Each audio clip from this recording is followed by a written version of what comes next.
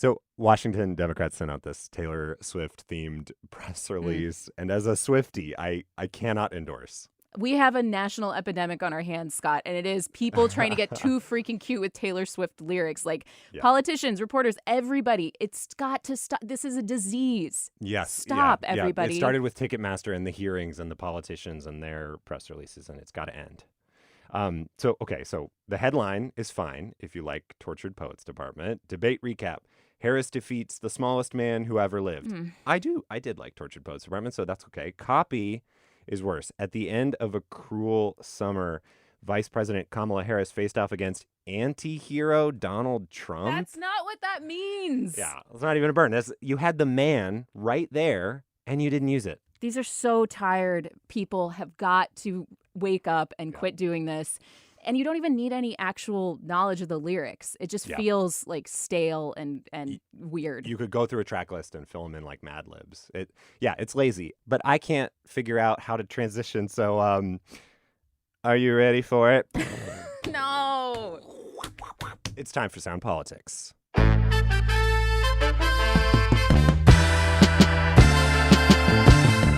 Welcome to Sound Politics, the show about the people and the policies that affect your future in Washington State. I'm KUOW's Scott Greenstone. And I'm Libby Denkmann. We're podcasting somehow from the ravaged city of Seattle, where just a short time ago, only the threat of military intervention saved us all from scary protesters taking over the entire city. At least that's the situation if you think former presidents on debate stages are credible sources of information. Today on Sound Politics, of course, we're going to be talking about the big debate. Oh, yeah. Yes, you know it. The one that you were glued to your YouTube machine watching on Tuesday night. The one all your group threads were blowing up about. It was the first showdown between Dave Reichert and Bob Ferguson.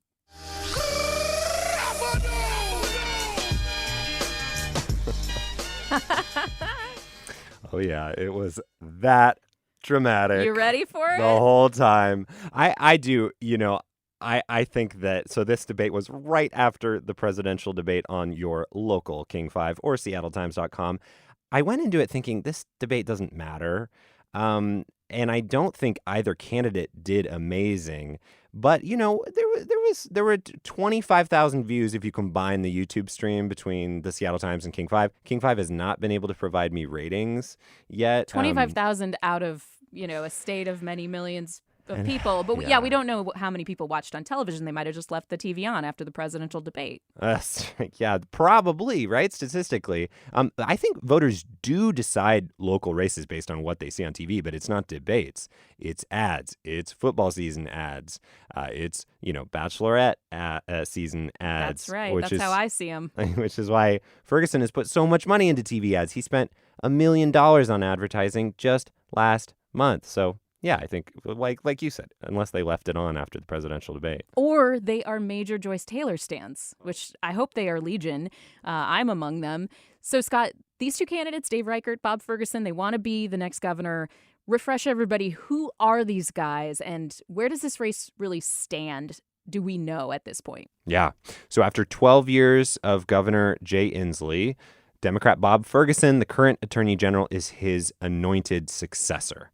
And he has a plan to increase spending on police, build more housing, and basically, do what Inslee's been doing with improvements. He wouldn't put it that way, but that's how I would put it. Dave Reichert is a former King County sheriff and a former Republican congressman. He says, we've had Democratic control of the governor's mansion for 40 years. Look where we are. Look at the crime and cost of living issues. I'm a cop. I'll clean up the state. I just summed that up a lot faster than Reichert seemed to be able to. Yeah, if I had heard that from Reichert, I would have thought he did a little better in this debate. I know, yeah. Yeah, I mean, not only would he admit that he's not the best debater, he did admit it at the end of the debate. He talked about it, yeah. Right. He has almost all the disadvantages here, right? Less money, fewer Republican voters, less support from his party. The only poll that I've seen since the primary has him about 4 points behind Ferguson. That's not insurmountable, but he's got a hard road. Yeah, we're going to get to more issues here: crime, climate, and abortion policy, the things that came up during this debate, and Donald Trump, if you count that as an issue. But real quick, A local issue. I have already sort of tipped my hand here. I think Bob Ferguson was the clear winner of this debate.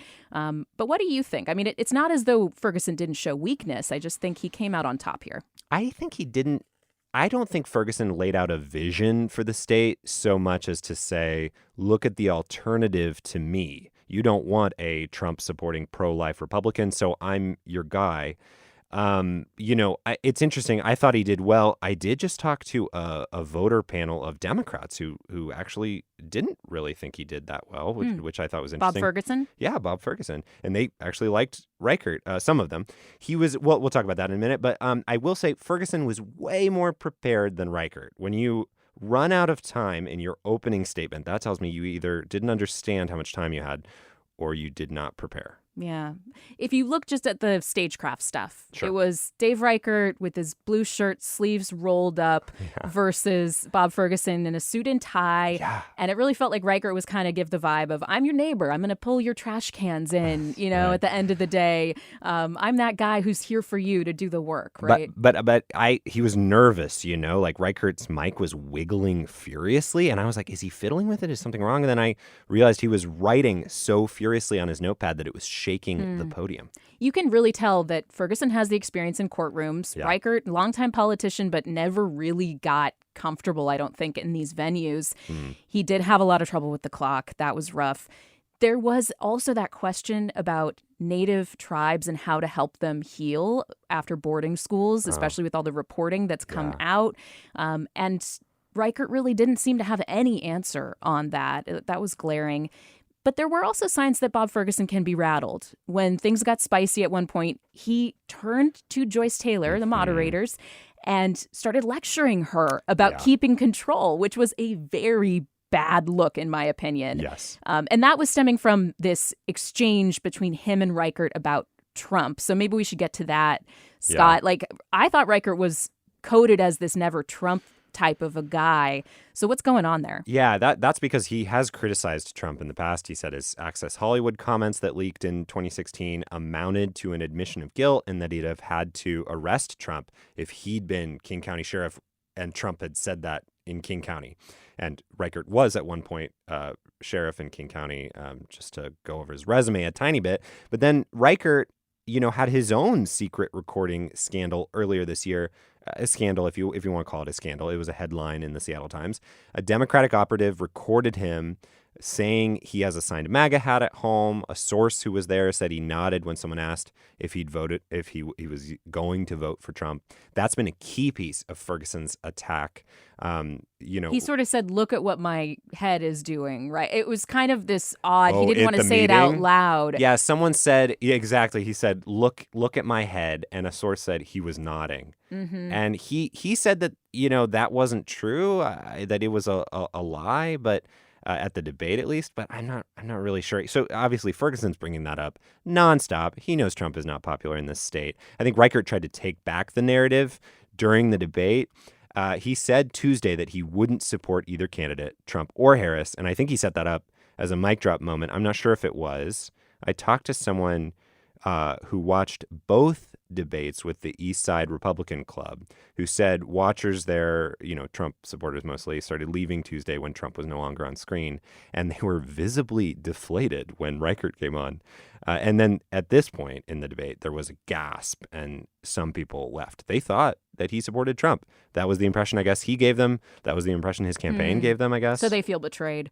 And what's the thing behind the thing here that Bob Ferguson wants to neutralize this moderate Republican position that Reichert is trying to stake out.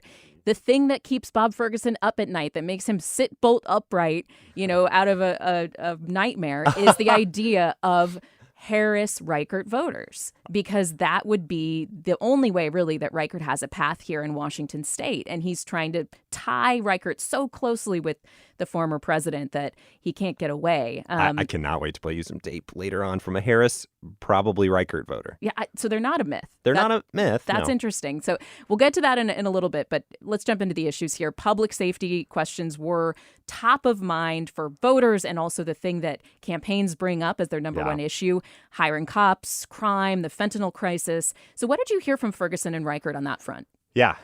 Ferguson made the preemptive attack on this with a plan, you bringing up his plan before Reichert could say anything, that would spend lots more money on cops. Reichert's pitch, it's like $100 million on cops from Ferguson, I think. Reichert's pitch is more, well, it's not about spending more money. It's about supporting police. And I am a former sheriff. I will, show support for police. I think that's an interesting tack to say it's not about money. There's, clearly some numbers show that it is partially about money. Yeah, but he's kind of saying it's about a vibe shift. Yeah, which is interesting. He didn't bring up this as much as I thought he would, but he did bring up that Ferguson has supported drug decriminalization in the past, although Ferguson changed his stance on that this year. I thought that was probably the thing that Reichert missed was every other word, if you were the Reichert campaign, should have probably been, as Attorney General, Bob Ferguson supported decriminalization and encouraged the legislature to explore that. And now we see what happened with Oregon, and they decriminalized, and now they're walking it back. And it's kind of surprising that Reichert couldn't hit that soundbite more frequently. And I wonder if they're going to be working on that going forward.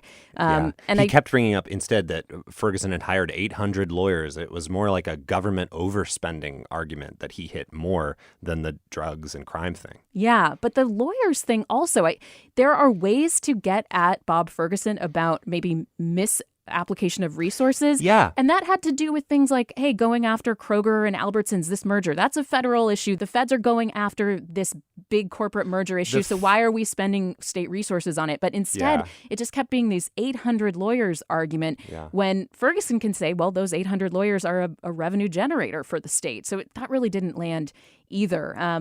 And I do think that the Ferguson sort of suddenly becoming the public safety candidate, that's something that Jim Brunner from The Times tried to push him on, right? That he said, I don't remember you on this issue much, before you started running for governor, but you didn't really hear Reichert making that point. It's like he relied on the moderator to make that point. And I will just say, too, that it only took 3 answers for Dave Reichert to bring up that he was part of the Green River Killer investigation, which is a classic back from the congressional races that would always come up as well. Play the hits. Let's get on with the Climate Commitment Act, because I'm really interested to see how these Brian Haywood-backed initiatives do or do not play a role in this governor's race. They're going to be on the ballot. They're going to be targeting a number of Democratic priorities. And they are going to matter a lot for how much revenue the state brings in and what the governor can do with it. What stood out to you about Ferguson and Reichert's different positions on 2117, the initiative to repeal the cap and trade system? Yeah, the state's they're auctioning off the right to pollute. The polluters pay a lot of money. Brian Haywood and the Republicans supporting this want to get rid of it because prices for fuel are, they say are impacted. Oil and gas companies passed on those extra costs to consumers. Right. Yeah. So, I thought it was interesting that Bob Ferguson said he'd be voting no on the repeal, but he thinks there are problems with it that should be fixed. Like farmers, for instance, say they're paying unfair surcharges on fuel. They were supposed to be exempt, and it didn't work out that way. That's what, they're arguing in court. It's interesting because we're looking for what Ferguson would be like as a governor, right? That's what I'm looking for, how he would be different than Inslee. Inslee has cast himself as the climate governor, and it seems like Ferguson is like more compromising. He had this plan to, double back on the electric ferries and buy diesel ferries just to fill the gap that Inslee was not a fan of. But Ferguson in general, he doesn't talk about climate as much. Yeah. Reichert tries to talk about the ways that he helped, preserve the Alpine Lakes wilderness area while he was in Congress, but not really a lot of specifics on climate policy. Ferguson keeps bringing up that he said apparently at some event that climate change was probably caused by the big man upstairs or something like that. Yeah. And again, it's the tapes. Ferguson really loves to talk about all these tapes that he has on Reichert, which If I was the Reichert team, I would say maybe in the next debate mention how creepy it is to start talking about how many tapes you have on somebody. Weird check, Bob. Maybe do a weird check. So one thing that Bob Ferguson is certainly trying to make sure voters think about in this election is abortion, and the Supreme Court's Dobbs decision. From what I can tell, Dave Reichert is that personally pro-life, but I won't mess with the current law-style Republican, which anybody running for statewide office right now is really going to have to try to walk that line. What's your read on how this exchange on abortion went? Yeah, it's another one where Ferguson is bringing up tapes of Reichert talking about unraveling, abortion rights. A lot of the back and forth, though, seemed to be over the meaning of abortion ban. Reichert voted for legislation that would limit abortion, nationwide. Ferguson's ads have called them abortion bans. Ferguson, I think, called them an abortion ban. And then Reichert says, well, they weren't outright bans. They allowed for exceptions. But my takeaway is just that Reichert is trying to really reach wide over all the voters in this state who are not really progressives, and he's trying to avoid these divisive issues that conservative and moderate voters here really disagree on. This was another point at that Republican watch party I was talking about that people started just kind of wandering off into the night, and they were very disappointed, according to someone who was there. I did appreciate the King 5 question, the way it was framed, which was, we have seen a delay in services because in Washington State, because there are so many patients coming in from out of state. Yeah. So the framing was, what would you do to improve that? Instead of like, do you support abortion? Do you not? Because those candidates have been talking about that all election cycle. But the idea of like, what would you proactively do to add access to reproductive health care? And that felt like something that Reichert couldn't really answer. He was really trying to just, assure people that he is not going to try to take rights away. But there's not much to say beyond that, which I've seen a number of Republican candidates running into that. They don't really want to take any proactive or say they will take any proactive steps to protect abortion access. And talking about folks who didn't, times when the candidates didn't answer the questions. I was watching the debate with a moderate Republican candidate for Senate, Dr. Raul Garcia. He's facing, by the way, a far tougher uphill battle than Reichert is against Maria Cantwell. Yeah, Senator Maria Cantwell, who did very well in the primary. Dr. Garcia thought Reichert did poorly and that neither candidate really answered the questions put forward. I thought that was interesting. I talked to a panel of Democrats last night, and they actually seemed to agree that Ferguson didn't really do that well, especially disrespecting Joyce Taylor. They did not like that. Someone called Ferguson a weenie. Whoa. I know.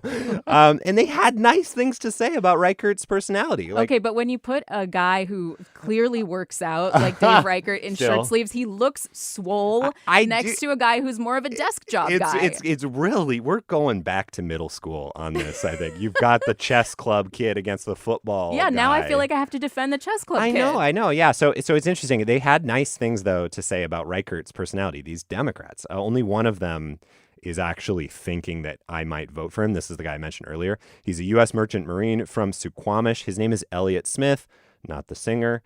He's a Democrat, but since he was in diapers, he says, Democrats have run the state, and one-party rule is not good for a state. Here's what he said. And I want to rattle the birdcage, and I want to give the Democrats a timeout and put Reichert in there for 4 years and make the Democrats try harder. That's kind of what I'm thinking. I also, as I said, crime is my number one issue this time around. I like the idea of putting a cop in there. Wow. I mean, that is the dream, right, for the Reichert campaign. That is somebody who was likely a Harris voter switching over to support Dave Reichert here. And when you combine that with the number of folks who said in the only poll post the primary that they were undecided, about 7.5%, that puts Reichert in striking distance. Again, it's a big stretch, though, compared to what we saw in the primary. Adding up all those Democratic votes, Ferguson had a really commanding lead.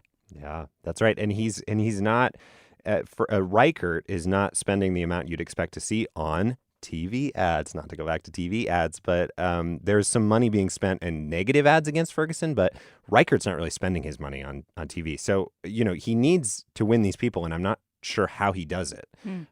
But yeah, it'll be interesting if he's more prepared for the next debate, which is on Wednesday, September 18th. And that one is going to have a live audience. Public safety, climate, abortion, and Trump. Those are absolutely going to be coming up at the Fox Theater in Spokane. Dave Reichert has a lot of ground to make up. Bob Ferguson looks pretty comfortable on a debate stage. And I think the Reichert campaign, the pressure is on to change the trajectory of this race. We'll be watching. That is it for Sound Politics this week. Thanks, everybody, for listening. Today's episode was produced by Noel Gasca and Jason Burrows. It was edited by Catharine Smith. I'm Scott Greenstone. And I'm Libby Denkmann. Thank you so much, everybody, for listening. We will be back with more Sound Politics next Thursday. Or I will not. Not Scott. He's on vacation. And this show is only possible through donations from our listeners. So please visit KUOW.org/politics to donate to keep this podcast and others like it going.